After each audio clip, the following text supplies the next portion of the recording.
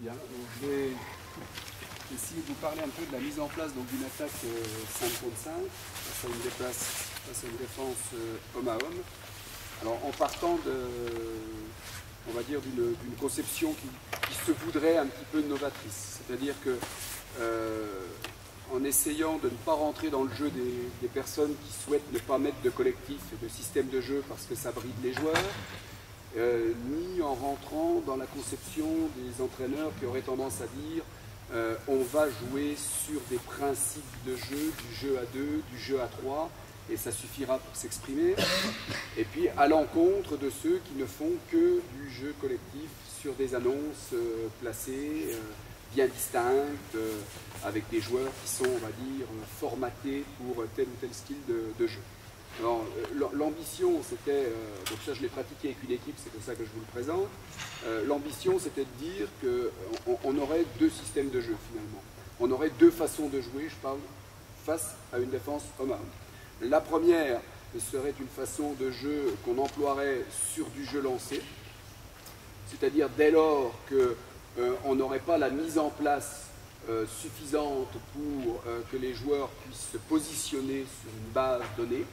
Ça veut dire sur le jeu de contre-attaque, sur du jeu de transition, ça veut dire sur du jeu libre, simplement, sans rien annoncer. La balle part, on serre l'intérieur, il y a des principes de jeu, et puis ça joue libre. Okay. Et si on n'a pas ça, on a donc une deuxième version, qui est une version plus placée, demi-terrain, qui va être très intéressante sur remise en jeu lente, parce qu'on n'a pas envie de donner du rythme. S'il y a eu panier, on met remise en jeu, et on va doucement pour annoncer quelque chose. Sur une remise en jeu sur le côté ou en zone offensive, où on va être sans utiliser ou en utilisant les touches qui vont ressembler à la forme de jeu qu'on va mettre en place. D'accord ?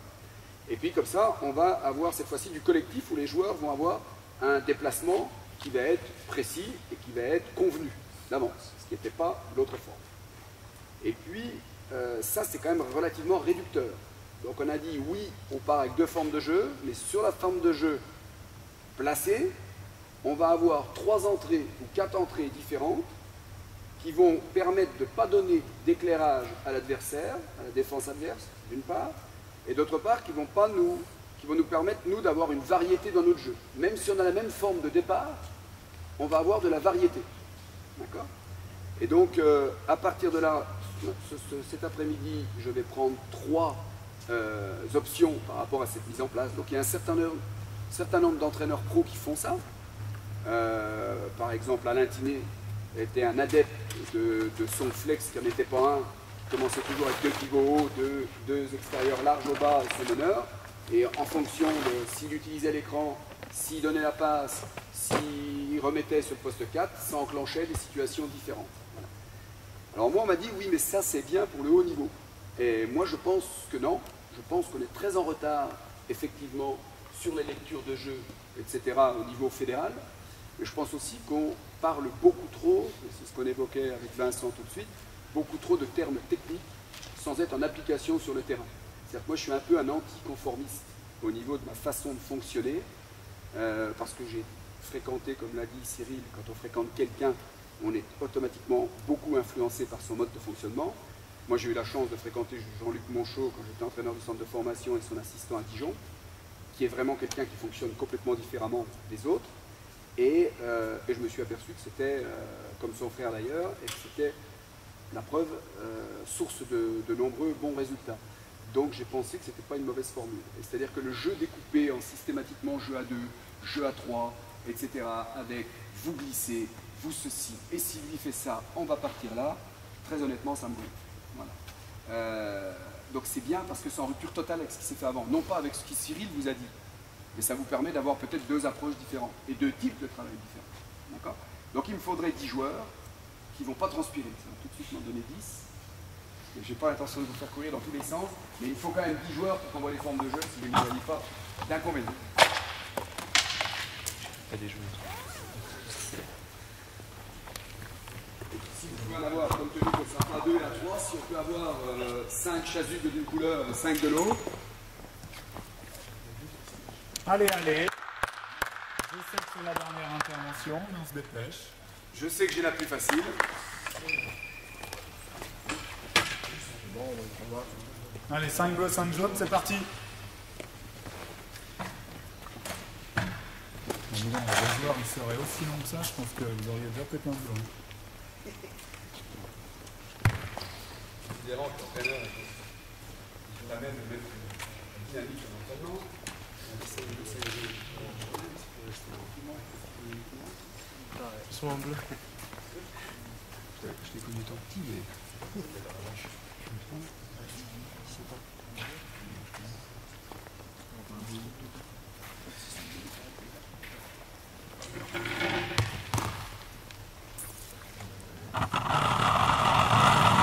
On va avoir, donc vous avez compris, les deux formes de jeu.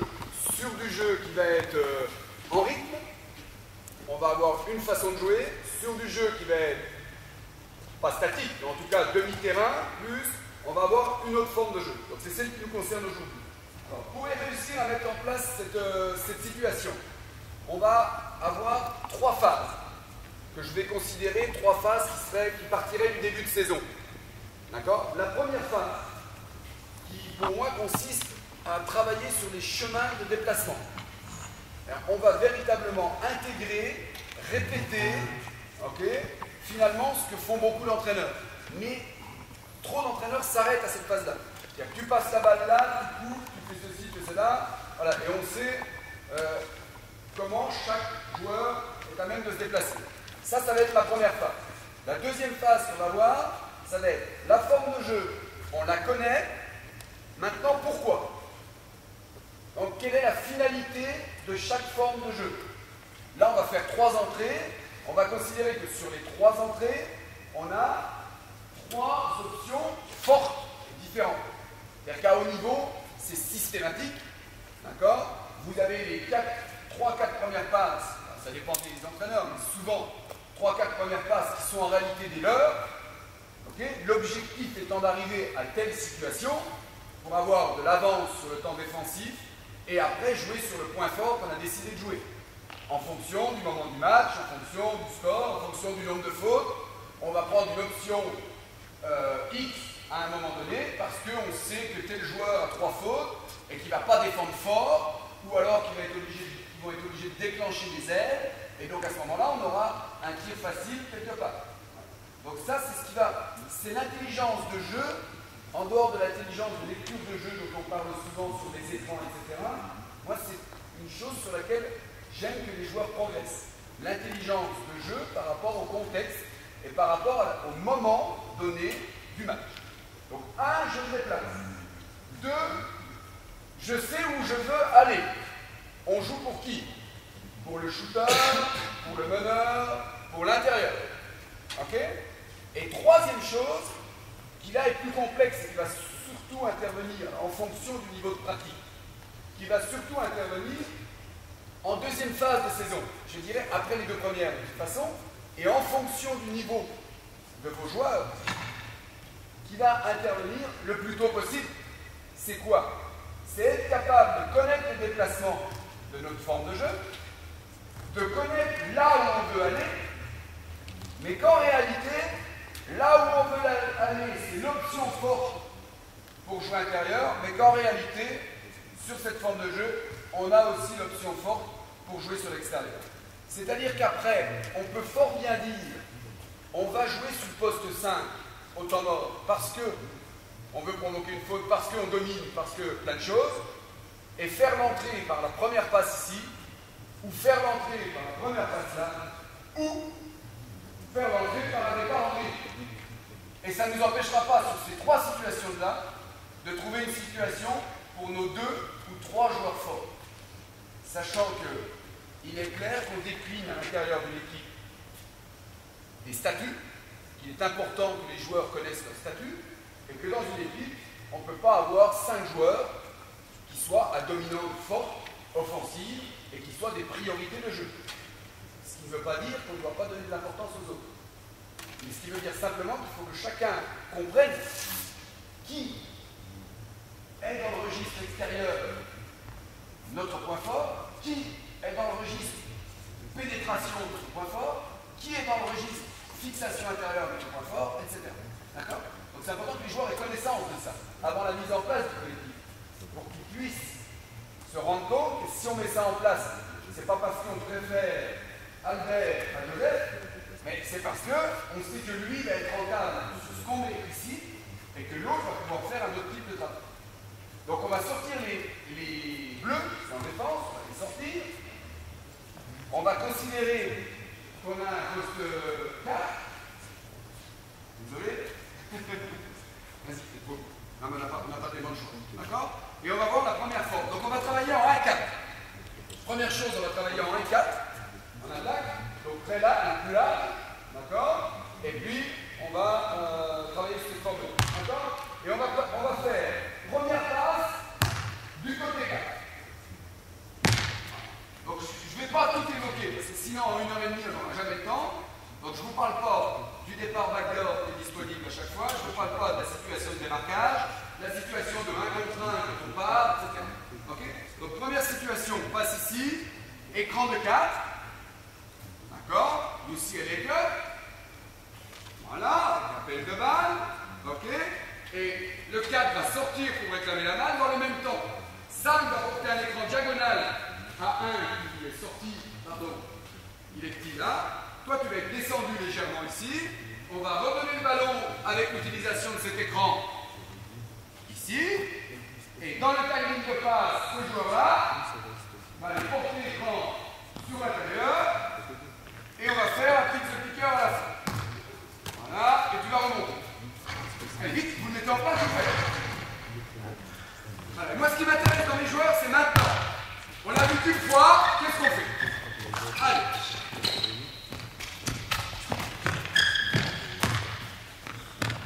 Vas-y, fini. Hop, les bleus, vite. C'est parti. Go. Hop. Prêt? C'est parti. Donc là, on voit le chemin de passe. Alors, je ne vais pas vous faire 5 contre 0, retour, etc. Je ne suis pas là pour ça. Voilà, joue. Alors, c'est intéressant de voir que dans les deux situations de 5 contre 0, j'ai dit on finit par prise de piqueur, et on a vu dans les deux fois, parce qu'on n'avait pas positionné l'écran, les deux joueurs qui ont porté l'écran ici. Ce qui a complètement optimisé l'espace du poste 5 éventuel. Posez-moi l'écran plutôt vers la ligne de lancer franc, on va dire.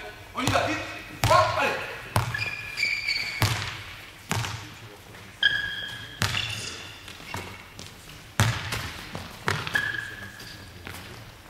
Allez, enchaîne, voilà. Vite les bleus une fois. Même configuration. Allez, on se met bien en tête. Voilà, hop, là. Tu descends dans le timing. Hop, c'est un peu tard. Voilà. Fais ce que tu veux derrière. Vas-y, enchaîne. Voilà. Ok? Ça, on a le chemin de passe. Alors, j'ai oublié de dire tout à l'heure, cette situation-là, je l'ai fait pendant la saison, avec le collectif qu'on va mettre en place. Et arrivé à la fin du championnat, parce qu'on a quand même une fédération qui est exceptionnelle, puisque les championnats de National 3 finissent le 9 avril. C'est quand même fantastique pour faire progresser les joueurs. Donc, en règle générale, après le championnat, je garde une séance collective par semaine qui n'a plus rien à voir avec le collectif que l'on fait dans la nuit. Et mon objectif est d'essayer de faire progresser dans la lecture, dans les composantes du basket collectif, tous les joueurs que j'ai. Voire apprendre au 4 à jouer 3, au 1 à jouer 2, au 5 à jouer 4, etc. Et donc je vais repartir sur un entraînement du vendredi avec une situation que j'aurai chopée en 1-2-2. Je vais mettre 3 formes d'attaque différentes avec les entrées différentes. Donc les gars vont perdu au début. Donc pendant la première quart d'heure, première demi-heure, chemin de passe. Derrière, objectif du jeu. Et derrière, finalisation. Et ça, j'arrive à le faire sur 2 séances, à être à peu près rentable. Et une fois qu'on est à peu près rentable sur 2 séances, j'enlève, je joue en 1-3-1, je joue en 2-1-2, et je change systématiquement. Et je trouve qu'au niveau de la culture basket, je ne travaille pas des systèmes de jeu finalement. J'annonce pas 2, 4, etc. Mais je n'ai jamais la même forme de basket sur le terrain. Et donc les joueurs sont confrontés à des situations défensives comme offensives extrêmement variées. D'accord? Donc on va travailler maintenant sur la deuxième option. Alors on avait un 5 ici. Ok? On va considérer maintenant qu'on a un 2. Qui c'est qui est 2? On a trouvé un 2. Donc on va considérer qu'on a un 2 qui est ici. D'accord? Donc Dans un premier temps, on va donner le ballon en dribble, en dribble de ce là. En dribble, voilà, tu vas légèrement décaler. On va faire un écran pivot-pivot. D'accord? Donc là, tu vas descendre un petit peu et on va faire cet écran-là. Donc, soit s'occuper du 4 du 5 et toi, tu vas sortir. Ok? Donc là, alors renverser la balle. Cet intérieur-là va porter l'écran surveillé. Ça, vous connaissez bien, c'est un système de jeu. C'est un système de jeu qui était exclusivement utilisé par l'équipe de ski qui a une dizaine de années. Prends l'écran comme ça ou comme ça. Si tu as fait le jeu à tout à l'heure, tu peux le prendre. Tu peux être en poste ici. Pardon, c'est lui que je me suis tenté. C'est du côté poste 2 qu'il faut être. Mais à coup de pas. Très important dans votre carrière d'entraîneur, reconnaître les erreurs. Il n'y a pas que les joueurs qui en font, les entraîneurs aussi. Moi, je crois avec les joueurs dans le non, t'es bourré. Je ne sais pas, voilà, on recommence. Je n'ai pas pour votre prétention de toujours avoir juste, et c'est très important dans l'entraînement et dans le coaching aussi. Ok? Donc, on vient en dribble, pardon, on porte écran, voilà, toujours, voilà, comme ça, systématique. Voilà, on renverse toi qui sort, on va porter l'écran qui sort. Voilà, tu viens porter l'écran ici, pardon, viens porter l'écran ici, toujours côté, voilà. Là tu travailles, on va respecter les espaces après. Voilà, on renverse la balle. Voilà, 4, ici. Voilà, 4, tu vas travailler pour un écran là-bas sur 1. Ok, et on va enchaîner pour le poste 2 qui est là. Tu viens, ressors la balle là-bas. Voilà, et vas-y, viens porter l'écran, poste 4. Vas-y. Voilà. D'accord, continue ton mouvement. Ok? Donc on y va. Donc quand le meneur dribble, ça enchaîne ça. Quand le meneur dribble, ça enchaîne ça.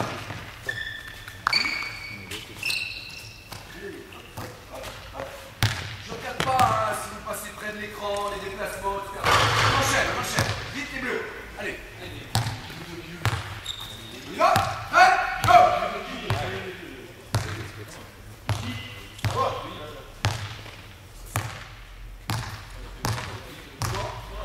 Attends, stop, c'est intéressant, vas-y. Voilà, ici les deux.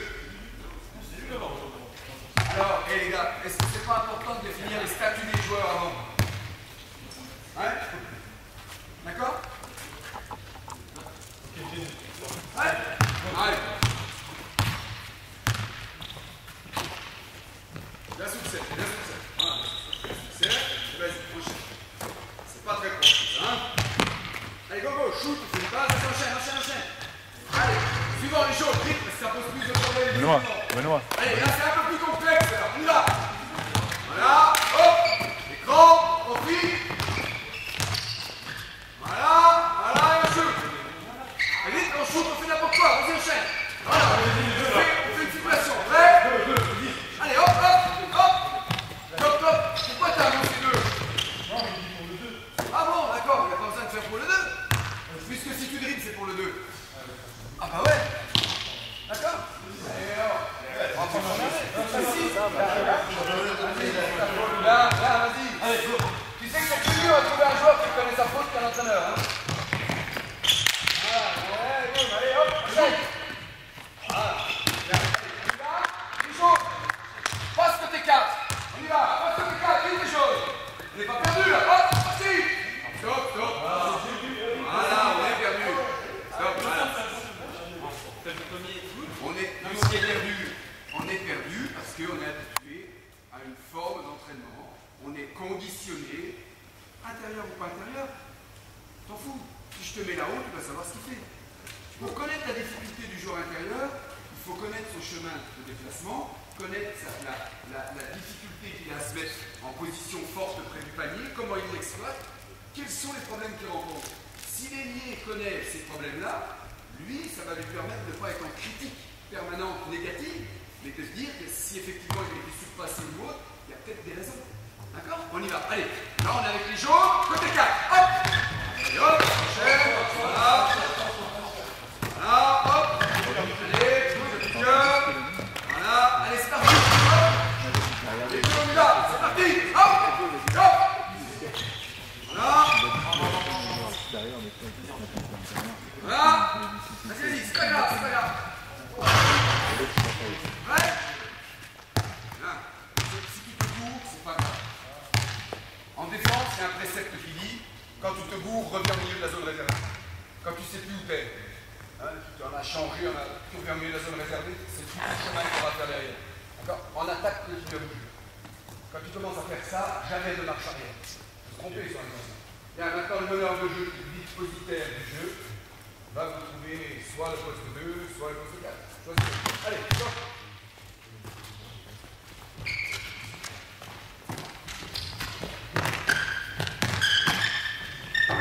Voilà, enchaîne. T'as passé la balle, enchaîne. Fais travailler ton joueur. Si tu restes comme ça, ton joueur va descendre et les tours.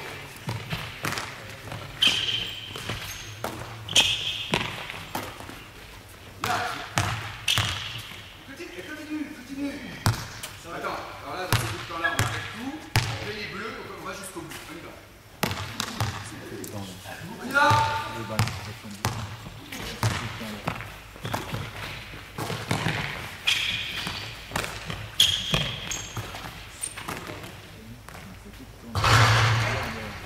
Bon, ça c'est relativement simple, les jaunes sont en attaque. On passe la balle côté 5.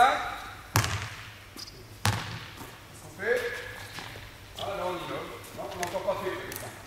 Ah oui, c'est pas grave. Regarde. Déjà tu fais quelque chose. Non mais je l'attendais. Ok. Bien, allez, côté 5. Le 5 descend côté ballon. Ok. Le 4, flash poste haut. D'accord. Voilà. C'est bon? Non. Malheureusement, on ne peut pas tout traiter. Donc, je ne vais pas parler de ce qu'il faut techniquement, etc. Et là, on enchaîne. Écran dans le dos, du main à main avec le poste 4. Écran 45 avec le poste opposé là-bas. Donc, on est là. Ici, tu vas tout à fait main. Voilà. Tu remontes, tu prends de l'angle. Tu vas profiter de l'écran dans le dos ici. Dans le même temps, tu es parti. Et tu reçois l'écran de lui ici.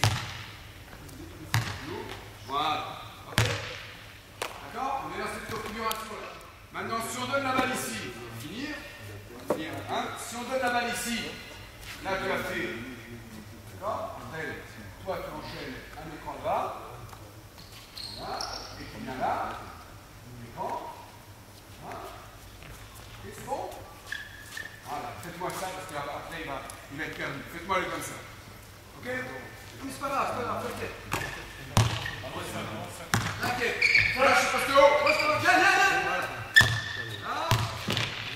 Là, et enchaîne. Voilà, c'est la copie, c'est pas grave, vas-y, remonte. Voilà, ok. Vas-y, fini. C'est bon? Vous y êtes? On fait déjà l'option avec la passe au bas. Allez, on y va, go. Allez, vite. Ouais. Voilà. Posez combat. Là, chaîne. Ça va pas être ici, bien sûr, mais c'est pas grave. Fais quelque chose jusqu'au bout. Donc, on enchaîne autre chose maintenant. Les jaunes, vous allez me faire la même chose. D'accord? Cette fois-ci, on va donner balle au poste 4.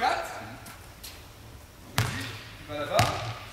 Tu enchaînes la même chose. Voilà, poste 4. Là, voilà. Remonte, prends l'écran. Ouvre l'angle de l'écran. Pour pouvoir prendre de la vitesse et travailler là-dessus. D'accord? Maintenant, voilà. Tu viens. Voilà, poste 4, tu ressors. Voilà, ok, allez bien. Et là, on va écran ici. Et le 5 te suit ici. Viens là, viens ballon. Voilà, piquez le 5.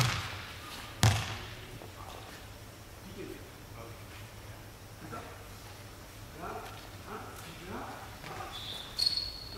D'accord? On y va. Allez, les jaunes. Ça, on saura quand on donne la balle d'un côté ou de l'autre. Ouais, allez. En angle, très bien. Voilà. Là, on renverse. Voilà, enchaîne. Voilà, bougez à l'autre côté du ballon. Voilà. Hop, et dedans, on dit. Voilà. Allez, bleu, on y va. Hop. Allez.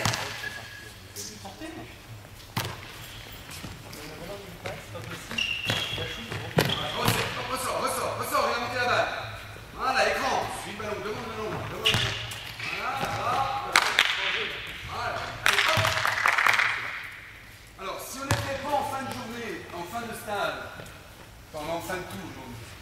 c'est pas facile. Je vous ferai aller, pourquoi pas 5 code 0, on revient, on enchaîne, et après 5 code 5. C'est pas l'objectif. D'accord? Donc on va rester là. Je pense que vous en allez pas assez, pas loin. Et donc on va faire 5 code 0 ici. Le meneur joue côté 4, joue côté 5. Vous dites que l'année de sachant, et on va le voir après, qu'un des deux côtés, ça ne veut pas dire qu'on ne fait pas pour le poste 2. D'accord? Si on joue sur le côté 3 avec le dribble, ça occasionnera quelque chose d'identique. Donc là, on est toujours dans le chemin de passe, mais on varie. Donc on va jusqu'au bout avec un tir sous le cercle. Drive ou passe intérieur. Tir sous le cercle. On redonne la balle au meneur. Tu mets tes mecs en place, on fait la deuxième. Tire sous le cercle, redonne la balle au meneur, on fait la troisième. Je veux voir les trois de suite. Si vous vous gourez, continuez à vous déplacer. Et vous enchaînerez avec la deuxième et la troisième. Ok? On y va. Allez, allez, hop!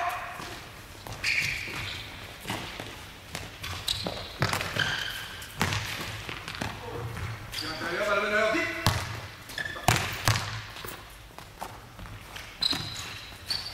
Regarde, continuez, continuez! Continuez! Continuez! Enchaînez, enchaînez, balle au meneur. Go!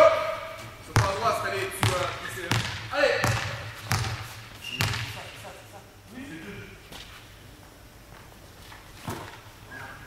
Non, vas-y, on parle pas.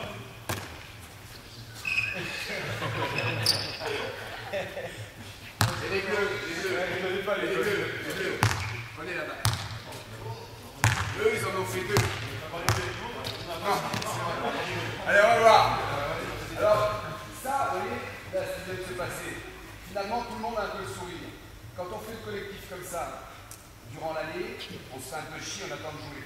Et le gros intérêt de ça, quand je vous parlais de la phase post-championnat, c'est qu'on peut le faire dans une relative bonne humeur, et ça occasionne toujours des situations un petit peu complexes. Donc tout le monde se remet un peu en pause, et finalement ça oblige à se concentrer sans que le coach soit toujours obligé de dire « Les gars, on n'y est pas, faut... » Non, non, on est relax. D'accord?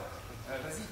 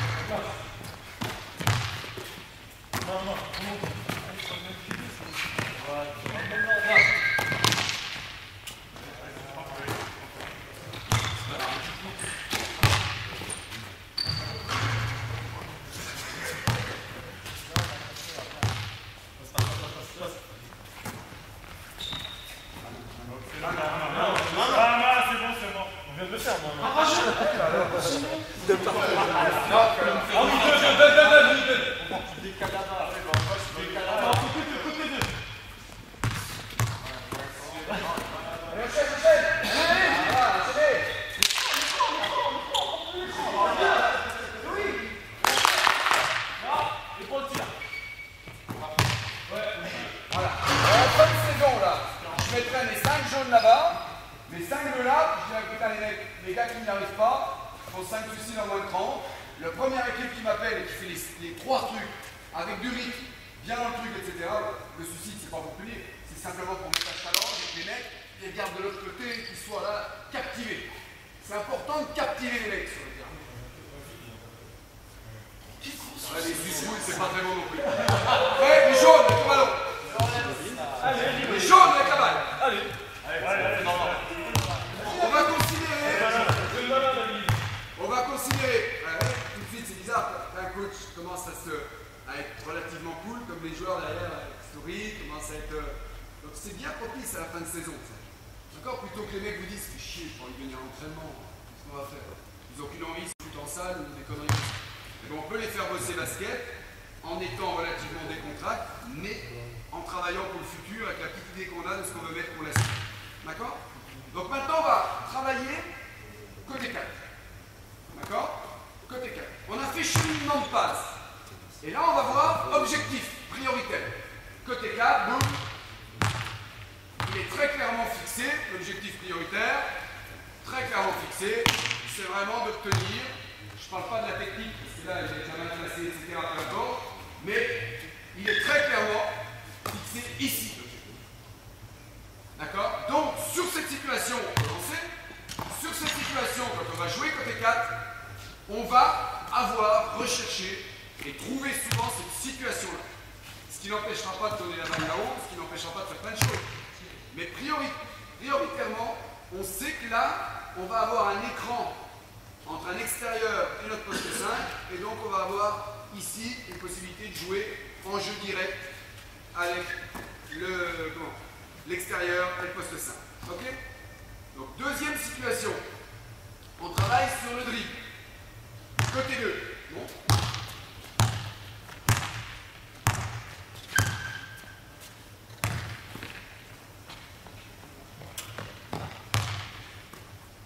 Très clairement, l'objectif de cette situation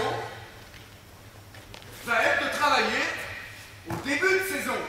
Une fois qu'on connaît nos chemins de déplacement, l'objectif va être de travailler pour notre shooter. Pas en première intention, mais après 2-3 situations, on va travailler là-dessus. Ok? Très clair. Troisième situation. Côté 5. Où vous remarquerez après, quand on va travailler, qu'on peut travailler pour le poste 5 aussi, etc. Coupe. D'accord? On est dans cette situation-là et on va enchaîner là-bas. Et notre volonté, ça va être de travailler pour le secteur intérieur. Donc, 4 en situation extérieure, les 3/4 des 4 maintenant sont capables, avec un bon pourcentage, à prendre des tirs à l'extérieur de la zone à 3 points. Et pour le poste 5 qui est là. D'accord? Donc ça pourrait être notre priorité. Ok? Ce qui ne va pas empêcher tout le reste. D'accord? Et là, on a passé la balle où? On a renversé la balle. D'accord? Donc maintenant, on redonne la balle côté identique. Vas-y, on va commencer. Voilà. Donc là, ça, tu vas venir là. Là, tu vas porter l'écran ici. Voilà. Et là, on va travailler pour notre poste 3. C'est-à-dire que globalement, on aura eu ce backdoor possible. Et une fois que lui, il aura fait ce travail-là, il va se présenter dedans pour qu'on ait véritablement un post-up ici d'un joueur extérieur physique, près du cercle. En tout cas, qui est en mismatch ou qui a un caractère physique.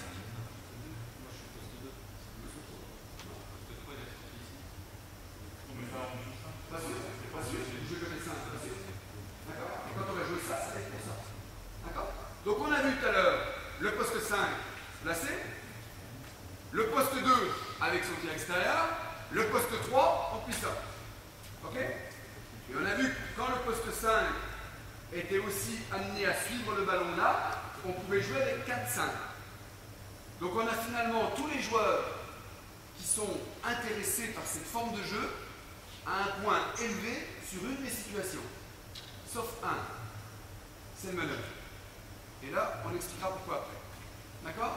Donc on va maintenant faire les 3 à la suite. On va jouer pour le poste 5. On va jouer pour le poste 2. C'est ces joueurs-là qui vont tirer. Ok?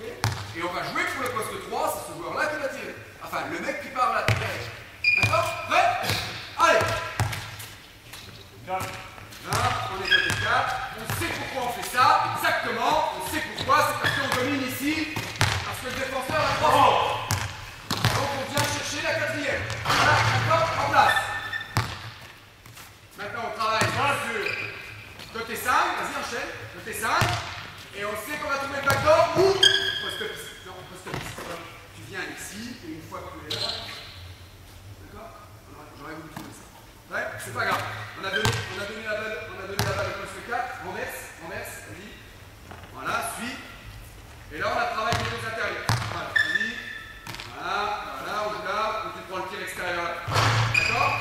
Troisième situation, c'est avec poste 2, on y va. Prêt? Go! Vous êtes prêts les bleus, hein?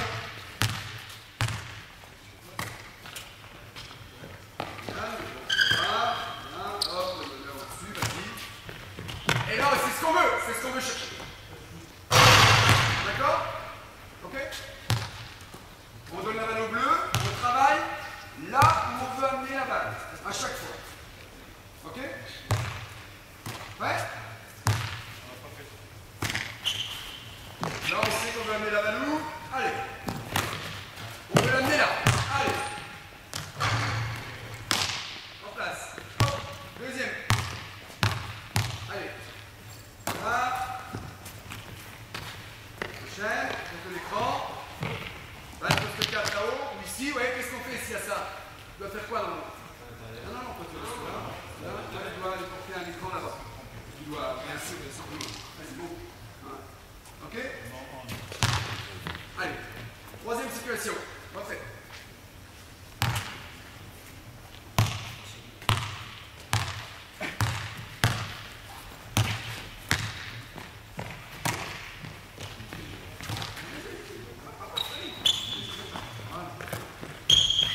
Et là, c'est pour tirer.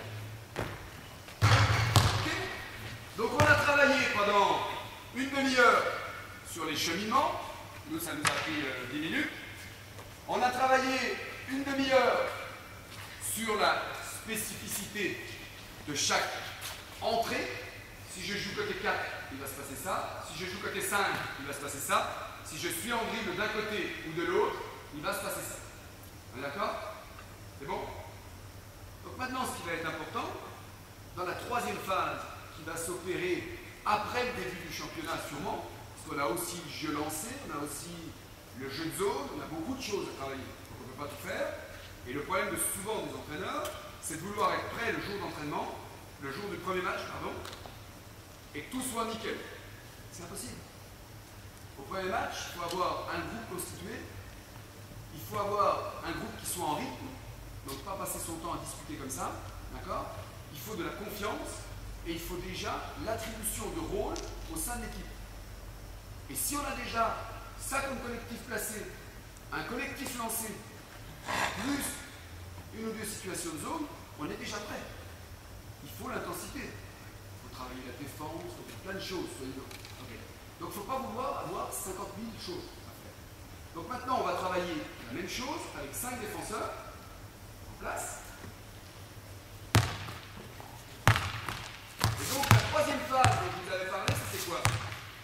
C'était de dire, finalement, à l'intérieur de ces options, et c'est pour ça que je n'ai rien défini pour le meneur de jeu, c'est que moi je souhaite que le meneur de jeu soit en communication permanente avec le banc, bien sûr, mais avec ses partenaires, lancer franc, remise en jeu, lancer franc adverse, etc. Donc c'est lui qui est dépositaire du jeu, et c'est lui qui va m'orienter le jeu là où je veux. Et logiquement, surtout là où il veut, puisqu'il a tout le temps conscience du nombre de fautes d'équipe en face, des joueurs en état de faiblesse, nous, où est-ce que l'on domine, etc. C'est ça son job. D'accord?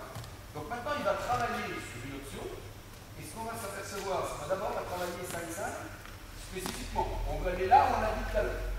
Ok? Et puis après, on s'apercevra que ça, c'est une chose, mais que finalement, si on a besoin d'un panier à 3 points, parce qu'on a un mec qui est chaud, que la force d'une équipe, c'est quand même de jouer sur les joueurs qui dominent. Et quand on a un shooter, une fire, qui est en pleine bourre, ben c'est quand même mieux de jouer pour lui. Simplement, souvent, on travaille sur une situation. Et bien avec ce genre de forme de jeu, on va pouvoir travailler une option ou une autre, en le retrouvant en situation de force en même. D'accord? Donc on va essayer de travailler ça. C'est pour ça que quand vous avez dit ici, c'est 3, c'est 2, c'est pas le 3. Vous voyez, on va le trouver quand même sur un stagger pick avec la position haute. Et s'il est en force, on joue de ce côté-là, mais on va travailler pour vous. D'accord? Donc on travaille dans un premier temps plutôt sur le poste fort, donc une option ou une autre, avec la finalité qu'on souhaiterait. D'accord? C'est quoi les finalités? Poste 5, au bas, c'est le double écran, le stagger pick pour le poste 2, c'est le renversement ici, et auquel cas, jeu avec le 4 à 3 points, ou jeu dedans, relation intérieure, ok? Et la dernière chose, c'est par rapport au poste 3, s'il est en backdoor, d'accord? Là, il va pouvoir travailler en post-up ou sur le backdoor. Ok? Ouais? Parti! Allez!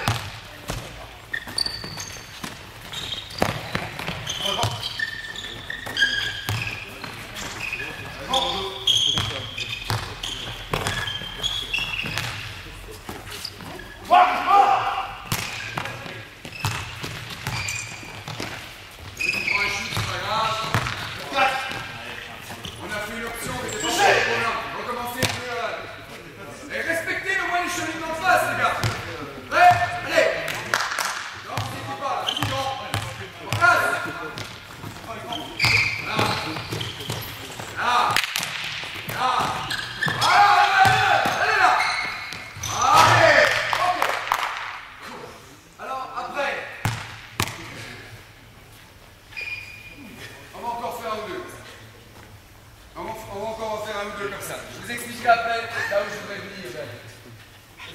maintenant plus concentré, c'est logiquement, quand on fait les deux premières phases, moi j'essaie d'être relativement décontracté parce que les mecs, par contre là maintenant, vous considérez qu'on est sur du 5-5 minimum de mi-terrain avec intensité ou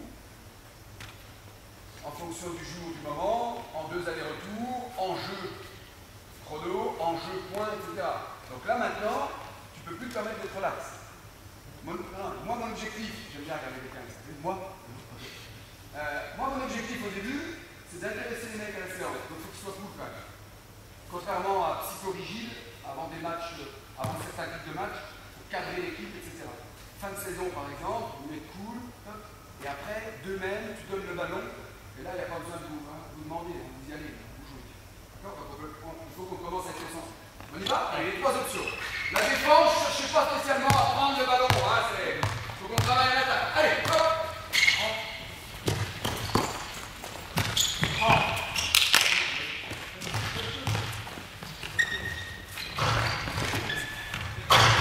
Enchaînez, j'en parlerai après de ça.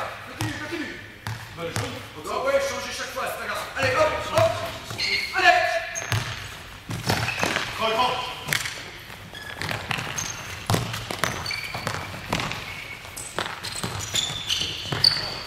Allez, enchaînez, bleu! Let's go! Il y a 2 minutes, vous étiez perdus là-dessus. Là, vous commencez à le faire.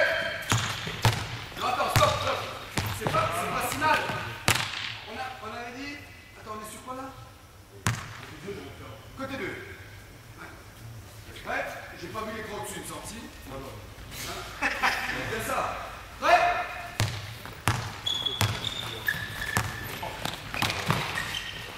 Non, qui est pas, on commence. C'est moi, c'est la gueule qui est pas, on commence. Ouais, go, l'écran. Hein? Là, l'écran ici. Hein? Voilà, l'écran. Allez, hop!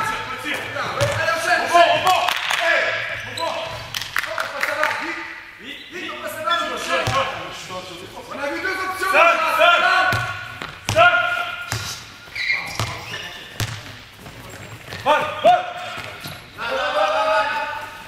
Continuez!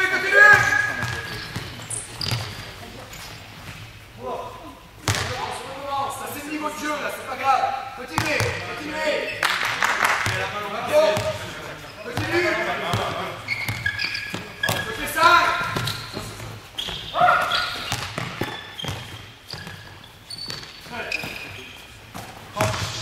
Recommencez.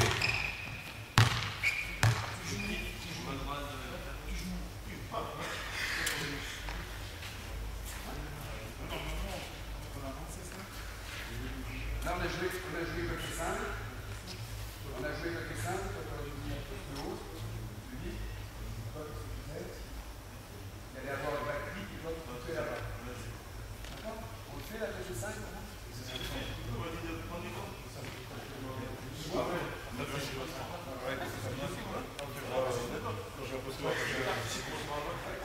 Ouais? Il va là, les gars, doucement les bleus. Allez, côté 5. Voilà, là. Vas-y, on passe le haut. On renverse, ça va, là, enchaîne. Voilà, passe le haut, voilà. Sort. Voilà. Bien. Ok, donc maintenant, on a 2 équipes et on a un collectif qui connaît ses déplacements.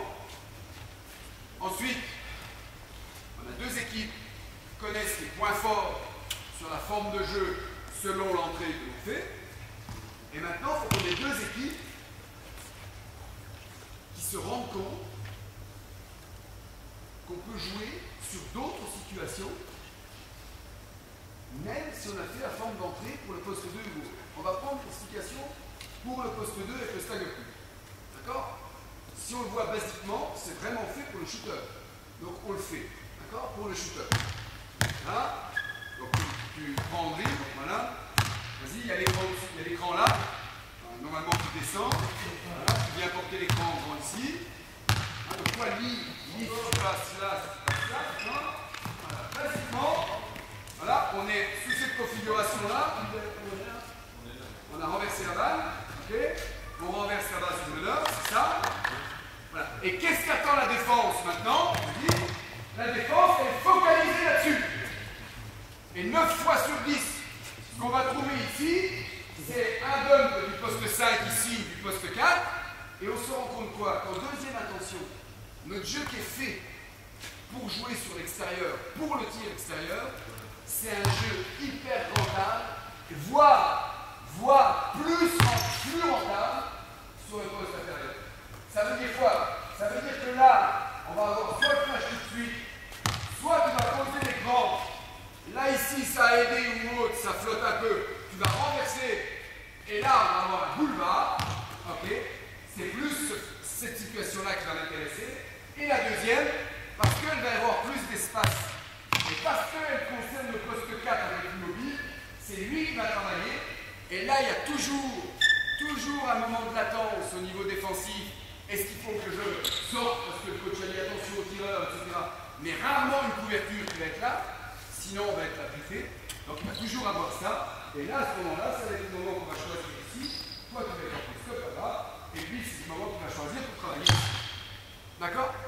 Sur le flash ici. Donc, moralité, on a une option là qui, à la base, au mois d'août, on dit voilà, on a un shooter, on veut mettre en confiance le shooter. Donc, on lui met des situations en place pour lui. C'est qu'un shooter est rien de tir.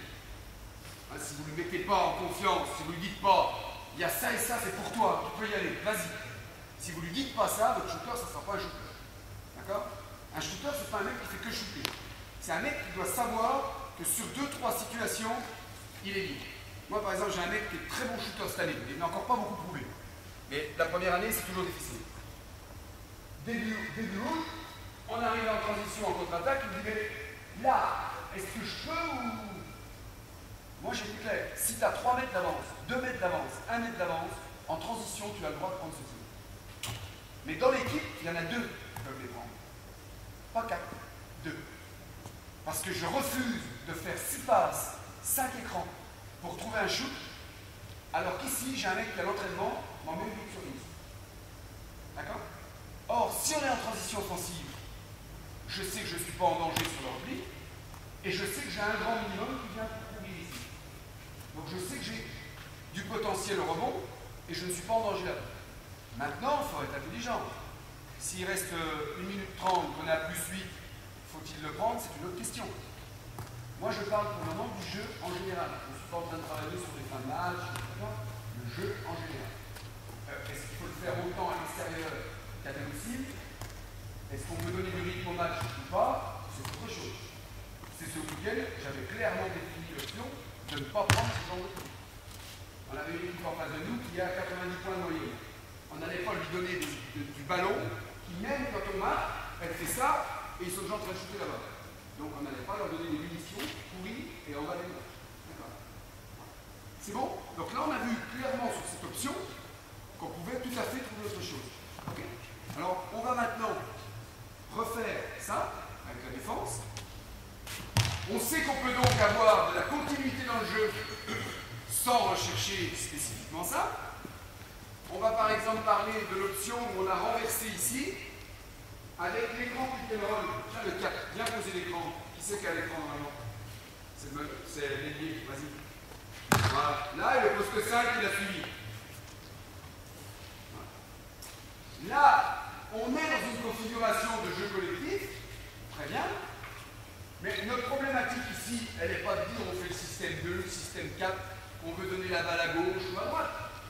On est bien dans la qualité du basketteur. Lecture, j'ai pu voir à la vidéo que vous aviez un écran porteur. Lecture de l'attitude défensive sur l'écran porteur. Collaboration entre les deux défenseurs. Y a-t-il un point faible à ce moment-là? Ok? Et donc, comment exploiter ce point faible? Si le joueur est dans l'écran et que la consigne du coach a été expliquée par exemple, ok, ou d'être pas agressif, juste comme ça, d'accord? Moi j'aime bien parler juste comme ça. Ça me fait chier aujourd'hui. Quand vous allez dans une salle avec des entraîneurs, ils parlent que comme ça. Voilà, attention, on va jouer small ball, prenez bien les backdoors, et ensuite on ne parle que comme ça. Et moi je crois plus à l'efficacité qu'au terme de technique. Il faut effacer, il faut engager, il faut, comme vous dites, suivez sur les écrans, et un curler, flairer. Et comment, ça on l'entend jamais. Par contre, tous les termes, alors ça tout le monde les connaît. Et ça j'ai un peu de mal. Donc c'est pour ça que là je ne dirais pas quel type de défense c'est ça. Moi je l'appelle d'une façon, mais voilà. Donc imaginons que lui soit pris dans l'écran. Là, qui est mal posé, mais c'est pas grave. Donc là ça veut dire que là on a une avance. Ici on n'est pas sur le système 2, sur le système 3, sur le système S. On est qui va déclencher l'aide. La question du joueur ici, je m'en fous qui c'est. Moi, ce que je sais, c'est que j'ai la réponse. Si c'est lui qui déclencherait, je sais où je vais pouvoir jouer. D'accord? On vient déclencher l'aide, on sait qu'on va jouer. Ok? Ensuite, si toi tu déclenches l'aide, vas-y viens. Si toi tu déclenches l'aide, je sais où je vais jouer. Tu devrais déjà pu être là, tu aurais dû remonter légèrement au moment de jouer.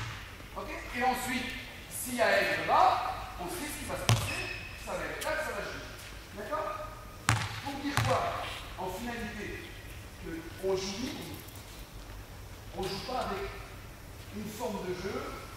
Je vous dis de faire un. Ce qui est important, c'est ce qui se passe après. Lire la défense et comment on peut l'utiliser. Donc sur cette situation-là qui paraît jouer fixation intérieure, ce que tout le monde redoute, donc on va limiter le step out ici. 9 fois sur 10 à haut niveau, il n'y aura pas de step out ici. Demandez au membre. Il n'y aura pas de step out parce que s'il y a step out ici, il y aura ballon ici et il y aura 3 points de poste 4. Comment défendre là-dessus? On change. Comment on fait? L'objectif de mon attaque, ça va être de détecter quel est le choix défensif qui est opéré et à ce moment-là, à aller à l'opposé du choix défensif. Step out, un pas de recul, le poste 4 est là, prend le tir, avance en fonction de sa confiance, en fonction du joueur. D'accord? Et en fonction de ça, on va mettre le joueur qui convient sur le terrain ici. D'accord? Et si à stick, on va opérer autrement. Et si le défenseur passe dessous, le meneur, l'ailier va garder la balle, jouer avec lui derrière, pour attendre qu'il prenne une décision ou déclencher. Vous voyez où je veux en venir? C'est-à-dire que mon objectif est de ne pas embrigader les joueurs dans un déplacement stéréotypé pour avoir le tir X ou Y. Reprenons la situation poste 4, côté poste 4. Et là, on va parler autrement, on va dire, on joue côté 4. Donc on sait à la base qu'on va jouer sur notre point fort intérieur à ce moment-là. Ok?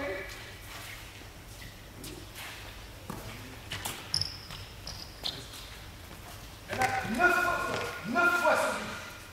9 fois sur 10, d'abord, avant même qu'il prenne l'écran, ce joueur-là aura anticipé son déplacement défensif ou son travail défensif.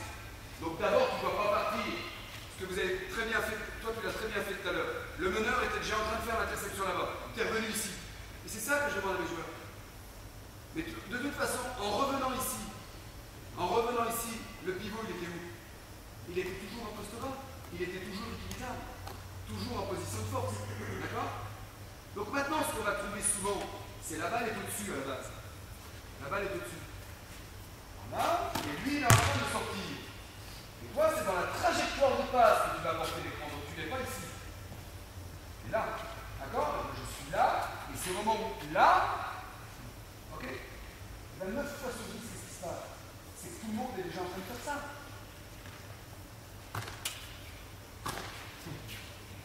Donc, quand vous jouez une équipe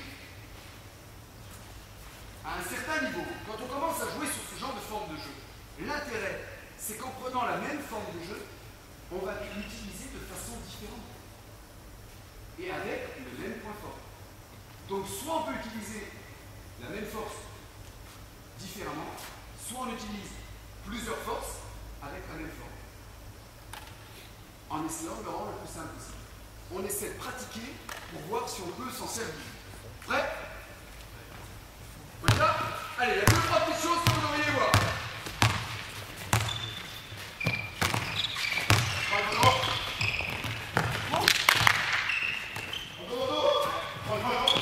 Parfait. Pourquoi c'est pas moi? J'ai vu la réaction, c'est pas moi. shooter, t'es fou. Donne-moi pas la balle maintenant. C'est dingue. D'où l'intérêt, si on veut complexifier un petit peu la situation, c'est de volontairement à l'adversaire montrer qu'on joue sur l'option du tireur. Donc c'est ce que vous venez de faire. Et en réalité, on vient de prendre comme ordre, on dit les gars, on met la balle dedans, parce que ça va anticiper là-bas, et nous on va amener la balle là-dedans. Elle n'est pas prête, c'est clair. D'accord? Mais et on est là-dessus. Alors, j'ai parlé du poste 2, j'ai parlé du poste 5. On est dans la même configuration. On a parlé un petit peu du poste 3, du poste 4 sur le fer. Mais sur le poste 3, quand tout à l'heure on dit on joue pour le shooter, donc tu vas te déplacer, d'accord? On joue pour le shooter. Qui c'est le 2? Vas-y. Tu joues là. Donc tu sais que toi tu vas jouer normalement sur le double écran, ça va déclencher. D'accord? Vas-y. Voilà, donc vas-y, hop, reviens. Voilà, et là, comme il y a et là, on va l'amener tout seul. D'accord? Et la défense, maintenant, elle va couper cette première passe. Par exemple. Je sais pas, lui il est chaud, il va être très fort défendu. Ok? On va venir là. Et on va faire. Elle était là-bas pour pousser. Alors, ce que je veux te montrer maintenant, c'est que si on dribble d'un côté ou si on dribble de l'autre, c'est la même forme de jeu. Et le point fort va être annexé. Dribble là-bas. On a un poste 3, regarde. Il est 15 cm de plus que l'autre. Il le bouffe physiquement. Enchaîne là-bas. Voilà. Renverse le ballon. Voilà. Pose ton écran. Pose ton écran. C'est là que tu vas. Vas-y, renverse là-bas. Et là, on va y être. Et là, on va y être. Et là, on va y être. D'accord? Ok? Alors, normalement, tu dribbles du côté 2, tu sais qui sort sur un style. Voilà, voilà. Et là, comme tu l'as fait du côté 3, voilà. Moi, en National 3, bon, j'ai pas de bol, il est suspendu en ce moment. J'ai un mec d'1m98 qui joue intérieur, qui est pas arrêtable par l'extérieur s'il joue près du panier. Ça c'est un régal. Mais quand ils nous attendent sur le 3, on joue sur le 2, et inversement. Il n'y a pas une façon. On y va? Allez. Vous avez plusieurs solutions. Allez, allez, hop, hop.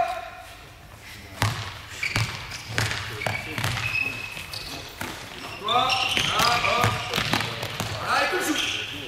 Voilà, allez, c'est pas grave, enchaîne, enchaîne. Vas-y, vas-y, s'il te plaît. Vas-y, continue, les gars, on a encore 5 minutes. On va encore plus discuter derrière. On y va, go. Let's go.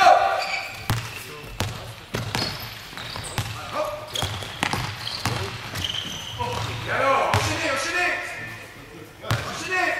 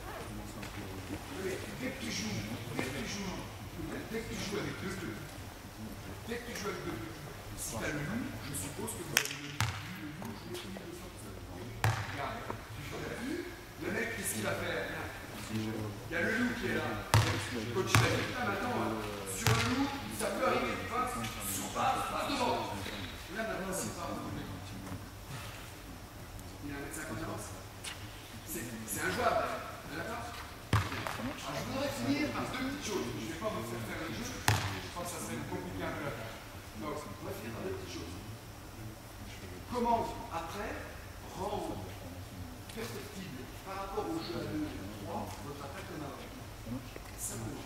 simplement en travaillant par exemple à 3 conclusions.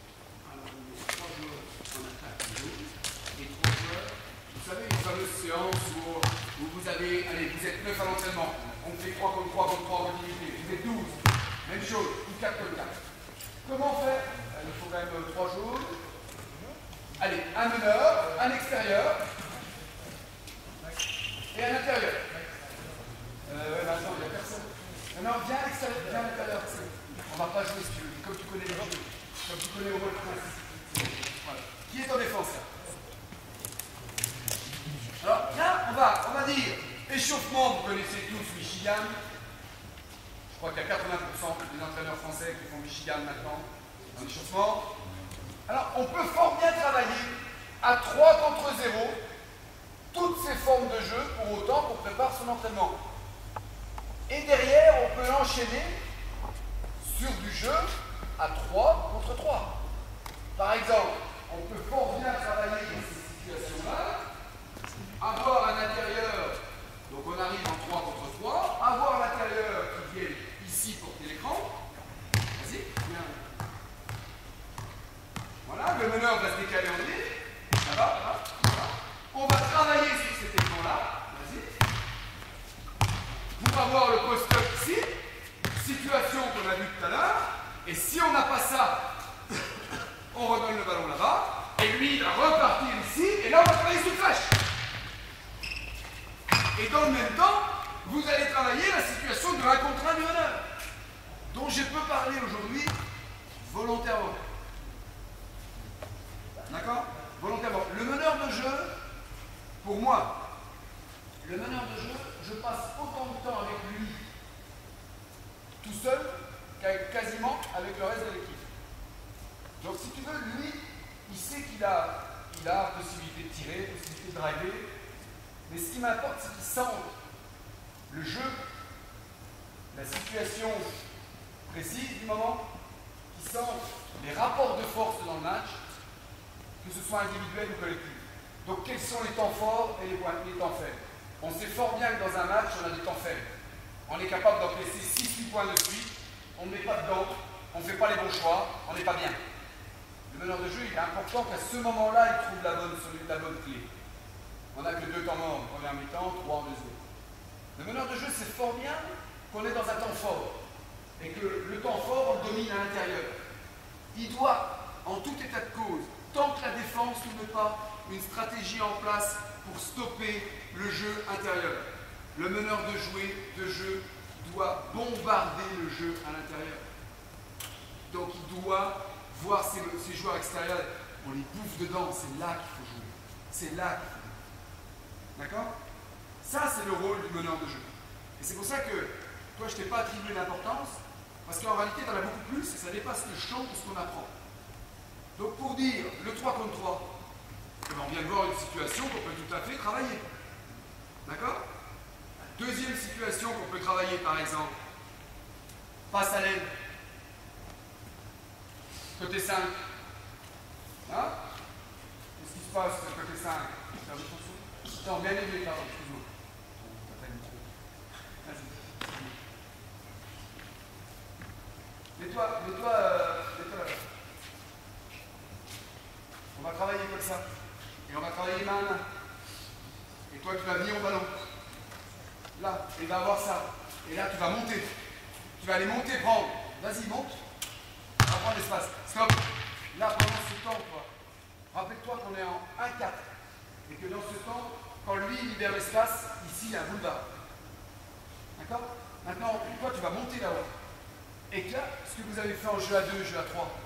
Voilà où il faut travailler. Vas-y. Non, tu n'as pas besoin du ballon, mon amour. Quand est-ce que tu vas lui donner? Car, si tu as vu la leçon numéro 1, 9 fois sur 10, la première fois, le défenseur suit ou autre, et après, il va faire. C'est là qu'il faut être capable de stopper, prendre le tir. C'est ça qu'il faut autoriser à vos joueurs pendant les entraînements, pour que ça devienne des automatismes en match. Ok? Et donc là, tu vas partir ici. Et souviens-toi de ce que tu utilises, ce que tu veux. C'est pas grave. Vas-y, descends. On va considérer qu'il y a tu as eu ton drive, il a eu sa passe, tout ça. Et toi, à ce moment-là, tu vas sortir maintenant. D'accord? Là. Et là, tu vas peut-être pouvoir aller. D'accord? Tu vas peut-être pouvoir jouer sur le renversement ici. Là, c'est là. D'accord? Et enchaîner quelque chose. Ok? Donc, très important de le faire en échauffement, par exemple, à 3 contre 0, en préparant, en disant, par exemple, 3 contre 0 ici, le meneur à gauche, le pivot au milieu, le milieu à droite, on fait cette passe, là, l'écran, etc. Cheminement. Puis, 3 contre 3. Là, intensité. Puis, fin de séance. Intensité moins forte ou haute, précision. Ce qui vous permet de travailler dans l'intelligence au départ, ce qui vous permet de travailler l'intensité pour le match après, et ce qui vous permet de travailler la progression du joueur et l'utilisation maximum des formes de jeu dans le moment où les joueurs sont un petit peu moins lucides. Et c'est là où justement il faut être capable de comprendre ce que fait la défense. Ok? Moi je pense, et derrière, je vais vous citer comme disait Vincent, on apprend toujours à l'entraîneur. Moi j'ai passé 15 jours avec Gordon Herbert il y a 3-4 ans. Je ne sais pas si vous savez, elle a entraîné Pau et puis le BBR, qui a eu des super résultats avec le BBR, qui n'a pas été payé à Pau, et je pense que c'est dommage, mais qui est un mec d'une précision et d'une qualité vraiment haut de gamme. Bon, il n'est pas assistant à NBA maintenant pour rien. D'ailleurs, on en a pas vu dans certains clubs français, c'est parce qu'il était peut-être trop fort. Et lui, il faisait ses séances d'intensité, comme on vient de faire, sur les formes de jeu ou autres, où il intervenait relativement peu. Et alors, il y avait 7 minutes. Et plutôt que de dire, si vous faites tous ça, ne dites pas le contraire. C'est le contraire. Break boisson. Et puis on revient, break boisson, etc. Lui, il coupait toujours par exemple, donc les joueurs le savaient, ils avaient leur petite fiche même. Et vous savez, la situation là, où le 4 renverse le ballon, vous vous souvenez la situation? Et il vient poser l'écran. Et donc après, qu'est-ce qui se passe? Il y avait ça, et puis tu fais. Et ben voilà.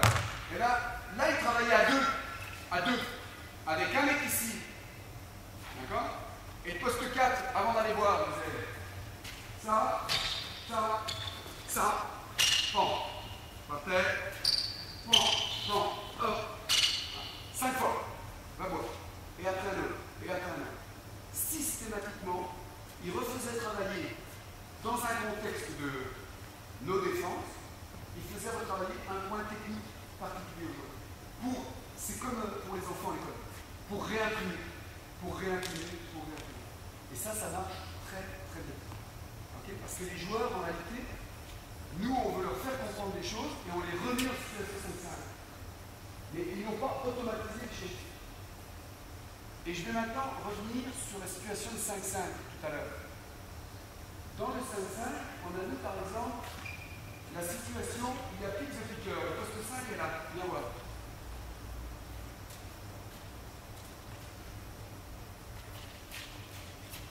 Okay. Et puis on avait un mec de l'autre côté là-bas. Et on a vu très bien tout à l'heure okay, qu'il y a eu la balle là-bas sur le meneur a un ballon, là, le bleu, enfin, comme vous voulez. Le meneur est là-bas et on avait l'intérieur ici. Et on a vu très bien à un moment donné la balle venir intérieure ici. Là. Et moi j'ai vu ça, vas-y, alors vous avez donné au gars qui est parti, et il a fait ça.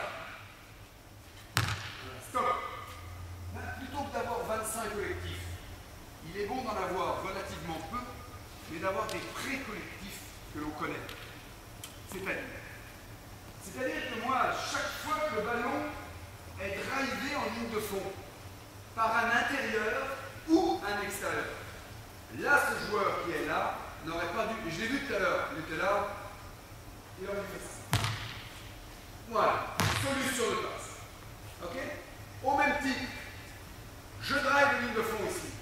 Et toi, tu es là. Tu me renverses le ballon. Voilà, et tu me donnes le ballon à moi, pardon. J'ai décidé de m'appuyer un peu. Voilà, et là, je drive. Quelle est ta réaction à toi? Quelle est ta réaction à toi? Dans votre collectif, s'il y a tel déplacement, qu'est-ce que je fais? S'il y a tel autre déplacement, qu'est-ce que je fais? Donc, ce mec-là, il va en pénétration. Il a peut-être passé son joueur. Qu'est-ce qui se passe si passe son joueur? Il va au cercle, c'est pas la peine de travailler. Une très belle aide défensive. Et là, il est là. Qu'est-ce qu'il a comme solution? Qu'est-ce qu'il a?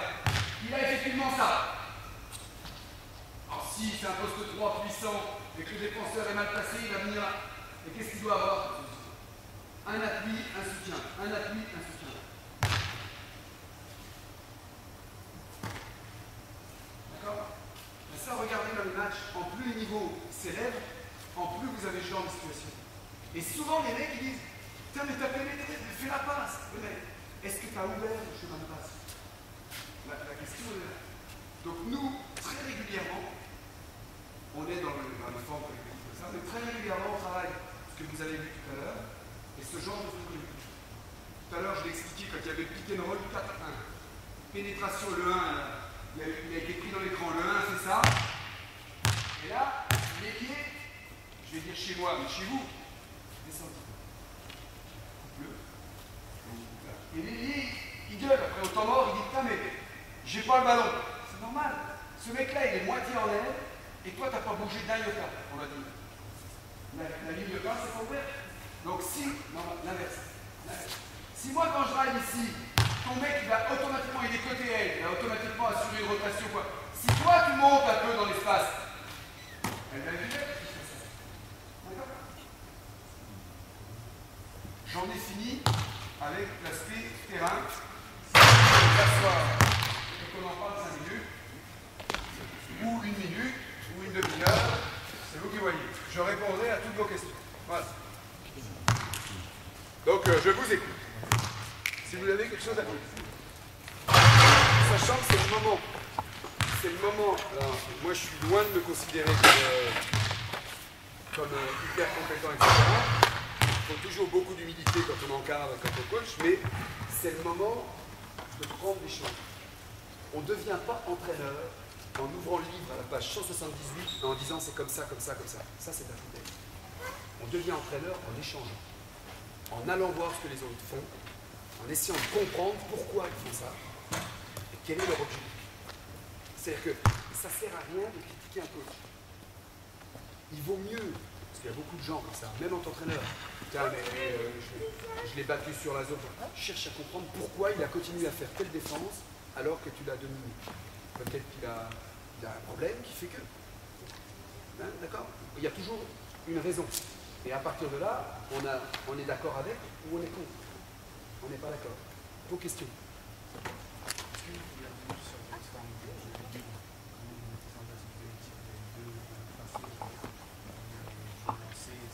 Exactement pareil. Si tu veux, sur ma forme de jeu statique,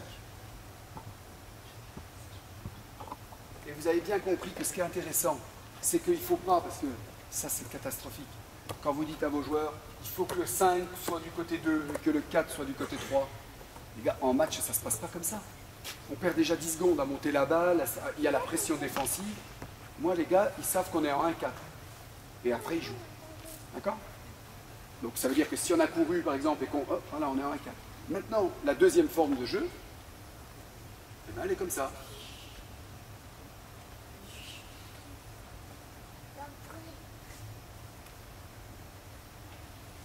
Voilà. C'est tout. C'est ma forme de jeu. C'est-à-dire que le meneur, il a plusieurs options. Mais on va dire qu'il passe plus souvent la balle. S'il ne passe pas la balle, souvent on enchaîne avec de l'écran porteur. Et après, il y a des choses. Mais s'il donne la balle, je veux qu'il aille au cercle en réclamant le ballon. D'accord? Je veux qu'il y ait un intérieur côté ballon. Je veux qu'il y ait un intérieur qui vienne là pour travailler sur ce qu'on veut derrière. Maintenant, il y a plusieurs formes de jeu. Hein? Qu'est-ce qu'on veut derrière? Tu choisis en fonction des joueurs que tu as. C'est l'avantage. D'une année sur l'autre. D'accord? Donc là, on va renverser sur le poste 4.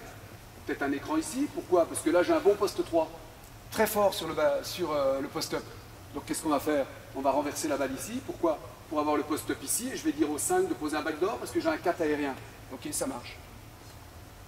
Mais pour tout le monde, je ne te donne pas le système de jeu pour que ça marche. C'est comme ça qu'on va faire. Mais par contre, ce qui va être intéressant, si tu veux, c'est que quand on va avoir cet écran-là, 9 fois sur 10, qu'est-ce qui va se passer? On va entendre change. Et si la balle est là, ici on est dominateur parce qu'on est 3 sur poste 1. Et ta question, elle est encore orientée stéréotype. Et alors, qu'est-ce qu'on fait là? Tu vois ce que je veux dire? Et moi, ce qui m'intéresse, c'est pas de savoir ce qu'on fait, c'est où on a le point fort. D'accord? Oui, mais moi, ma question, en fait, c'est plus comment après vous éduquer, entre guillemets, vos joueurs à lire ces situations, parce que la plupart du temps, ça va être de la lecture. Ouais. Alors, ça prend du temps. C'est pour ça qu'il faut déjà des formes où on dit ça c'est pour le poste 5, ça c'est pour le poste 2. Comme ça, ils sont rassurés.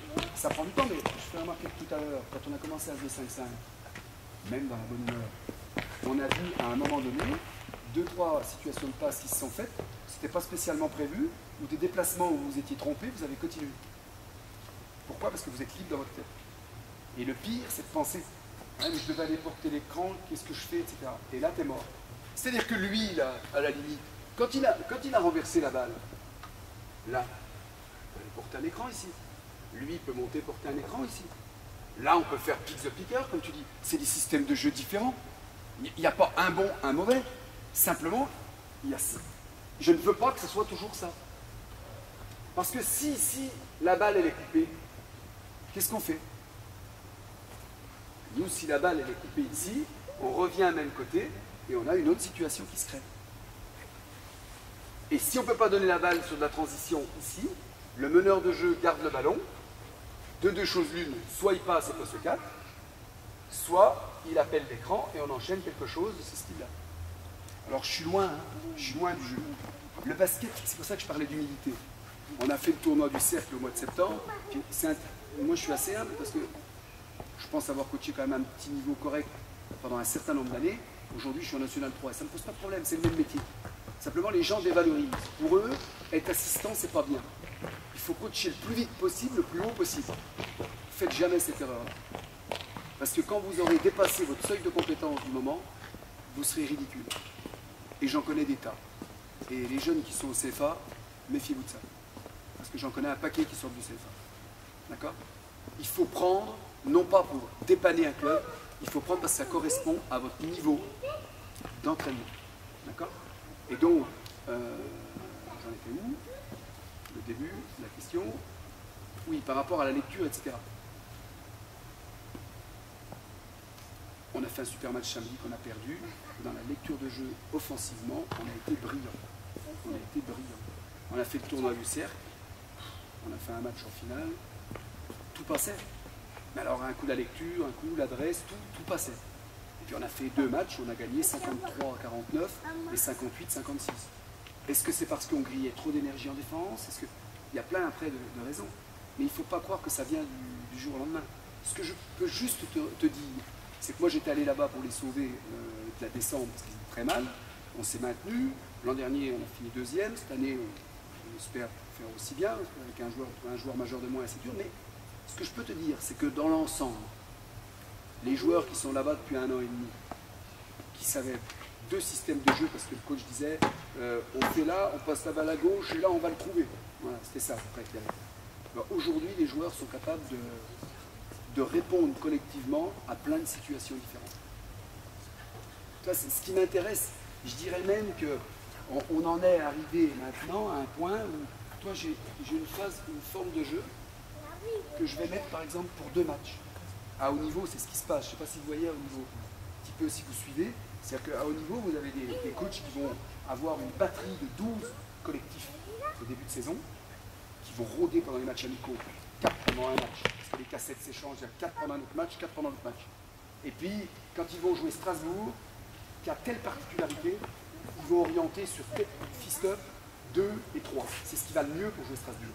Et toute la semaine, ils vont travailler que là-dessus. Ils vont oublier le reste. Et ils vont forcer là-dessus. Et puis la semaine d'après, ils vont jouer Villeurbanne, qui a tel et tel joueur, et ils vont jouer sur des formes de jeu différentes. Donc le scouting est plus difficile. C'est pour ça qu'à haut niveau aujourd'hui, on remonte à 2, voire 3 semaines pour scouter, parce qu'il faut s'en méfier énormément. Et puis, deuxièmement, ça permet vraiment de s'adapter à l'adversaire, d'amener là sur leur point de faiblesse. Donc moi aujourd'hui, j'en suis un petit peu là. Alors toi, par exemple, on avait une forme de jeu comme ça qu'on a fait l'an dernier, là, qui est bien connue aussi, qu'il y a beaucoup d'équipes qui font, hein, pof, et puis après il y a plein de continuités. Bon, là, on a été confronté à une défense de boîte il n'y a pas longtemps. Qu'est-ce qu'on fait? Je fais, les gars, vous vous rappelez l'an dernier, là, on faisait cette situation, faites-la. On a mis le mec en boîte ici, les gars défendaient fort, on a fait monter celui-là, qui avait un avantage, il a drivé 2-3 fois de suite, la boîte, elle a été battue pas par le joueur qui était en boîte, par l'opposé. Mais ça demande du temps, hein. Ça demande c'est pour ça que moi je suis plus un entraîneur de projet qu'un entraîneur de coup. C'est-à-dire je ne suis pas capable de dire demain je prends une équipe c'est pour ça d'ailleurs que j'ai arrêté à un niveau en partie. J'ai pas envie d'aller coacher l'équipe de National 1 et me dire voilà, vous avez 1 an et demi de contrat ou 1 an, si vous passez bien, vous aurez une deuxième année. Ça me fait chier. Or aujourd'hui, moi je suis resté 18 ans en HDA, je suis resté 6 ans à Chalon, où avec le plus petit budget on est monté en Pro A. Et pourquoi? Parce que ça correspond à la philosophie. C'est important parce que vous voulez faire correspondre à votre philosophie. Je suis allé à Antibes, j'ai rien d'un sudiste. Je suis cartésien, je suis plutôt rigoureux, je suis plutôt convivial, j'ai besoin de connaître les hommes qui m'entourent, etc. Je suis arrivé à Antibes, j'étais pas dans ma maison. Hein, c'est comme si tu crains le chaud et tu vas au Kenya en vacances, tu es planté. Et si tu crains le froid, tu vas en Finlande. C'est pareil pour le coaching. Il faut trouver une maison corresponde à son profil. Pour que quand on y rentre, on s'y sente bien et qu'on y reste suffisamment longtemps pour progresser. Un des gros problèmes des jeunes entraîneurs, c'est qu'on a tellement de motivation, on apprend plein de choses, on lit plein de choses, on rentre dans un club, on commence à travailler, à structurer quelque chose, puis il y a le voisin d'à côté, la Saint-Apo, puis il y a Dadol qui t'appelle, qui te donne 10 € de plus, ou je sais pas, ou il te donne une équipe qui joue un peu mieux. Ah bah j'y vais, c'est quand même la connerie. Il vaut mieux construire son truc et montrer par son travail, ses compétences, qu'on est capable. Et à ce moment-là, après, là, ça deviendra intéressant de changer. D'autres questions? Déjà bien se connaître soi-même avant de... Oui, c'est important. Ouais. On ne peut pas faire... il ne faut pas vouloir faire du Montclar, il ne faut pas vouloir faire du Sarre. Je ne sais pas si vous connaissez ces entraîneurs-là, mais quand tu connais Frédéric Sarre, c'est si le pied doit être là, et bien il ne faut pas qu'il soit là. Mais c'est extraordinaire comme il connaît le basket et comment il le fait pratiquer. C'est une précision diabolique. Par la structure des entraînements, la structure du jeu, etc. Mais il ne faut pas vouloir faire du Sarre si tu n'es pas dans cette configuration-là. Voilà. Entre deux coachs, il y a vraiment des grosses différences, quoi. Ils ne se ressemblent absolument pas. Et il y a des coachs qui ont tendance à être novateurs. C'est des fois intéressant d'aller voir les coachs. Je pense à Greg Beugnot qui n'est pas loin de Dijon. L'an dernier, il avait fait une transition qui était complètement à l'envers de ce qui se fait habituellement. Il a pour habitude de tenter les choses. Celui qui, il y a 2 ans, jouait tous les systèmes d'homme à homme, il les jouait sur zone. Il n'avait aucune attaque de zone. Les mecs, ils se mettaient en zone 2, 3, 1, 3, 1 ou autre. Il annonçait 2, il annonçait 4 et il enchaînait les systèmes. Mais il avait travaillé des heures et des heures sur la lecture, parce qu'il faut poser l'écran différemment, etc. Voilà. Il a tenté ça pendant 1 an, ça a pas mal marché. Il avait peut-être l'équipe intellectuellement et connaissance basket capable de faire ça. Quoi d'autre?